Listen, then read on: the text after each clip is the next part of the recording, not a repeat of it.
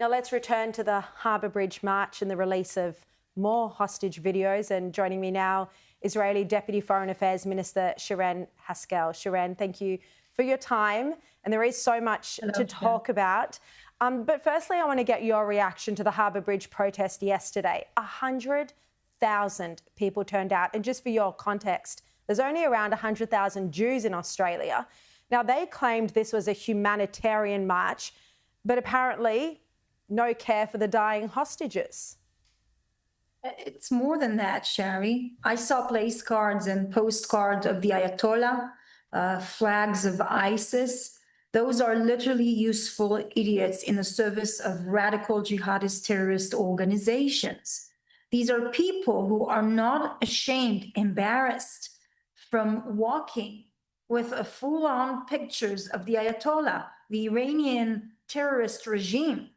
I mean, many of these people wouldn't have survived even an hour in Iran with what they are doing to the LGBTQ community, to women, how they abuse, torture, and rape them for the sole reason that they didn't wear a headscarf. So to have a demonstration like that with so much support to terrorist organizations and terrorist regime, it's absolutely shameful. I don't think it should have even been allowed to be protests from the start. I agree with you. And, you know, you look at it and you just think, is Australia lost at the moment? It's a question a lot of people will be asking. Sharren, we're seeing Western leaders move towards Palestinian recognition, a two-state solution. But how is this even possible when Palestinians won't recognise Israel at all? And Hamas would likely be elected as the leadership if there were elections in the West Bank. Sharri, many of these governments has set a ground rule, at least 3 or 4 ground rules for a recognition in a Palestinian state.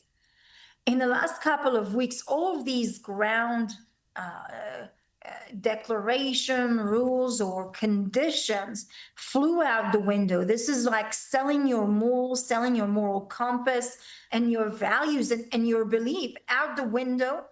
And this is a declaration that is giving the Palestinian, not the Palestinian, but Hamas, a terrorist organization, a reward for the worst massacre of Jews since the Holocaust. Look on who's celebrating it. Hamas were the first one to celebrate and congratulate those governments.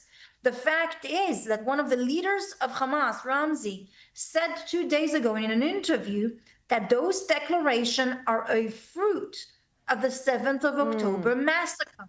What lesson do you think terrorist organizations are going to learn from those declarations, from those actions of Western democracies? I mean, you need to understand that Israel's a frontline in a much bigger war. Iran is sending its proxies. There's terrorist organizations, ISIS, the Houthis, Hezbollah, and Boko Haram, Al-Shabaab in Africa, in Europe, in Asia, in Latin America. Do you think that with those lessons they are learning and they are watching the war that is happening right now, and they are watching closely the reactions of Western democracies, and that will only give them incentives to continue and terrorize people all around the world, to push forward with abducting civilians, massacring, murdering them, because they will truly believe that they will be rewarded for it from the international community. Indeed, indeed. We're seeing that the Australian Prime Minister Anthony Albanese, who himself was a pro-Palestinian protester and activist in his early political years while he was still in federal parliament, he's seeking a call with Israeli Prime Minister Benjamin Netanyahu. Do you think your Prime Minister will want to speak with Albanese? Look, I'll tell you this. I'm not at the Prime Minister's office, but we have a very long standing relationship with Australia. It's not just in the government to government level. This is the people to people throughout history. Since the First World War, when the Australian battalion liberated Beersheba, So there's a mutual history and love and shared values between both of our countries and both of our people. Obviously, there's been ups and downs, and it's been quite difficult in the last 2 years. But I truly hope that Australia, will not walk the same path of rewarding a terrorist organization with a state, because that's what it actually means. Well, I think you're being optimistic to hope that Australia won't follow that path, but we'll see. We'll see. Sharren Haskel, thank you very much, as always, for your time. Really appreciate it.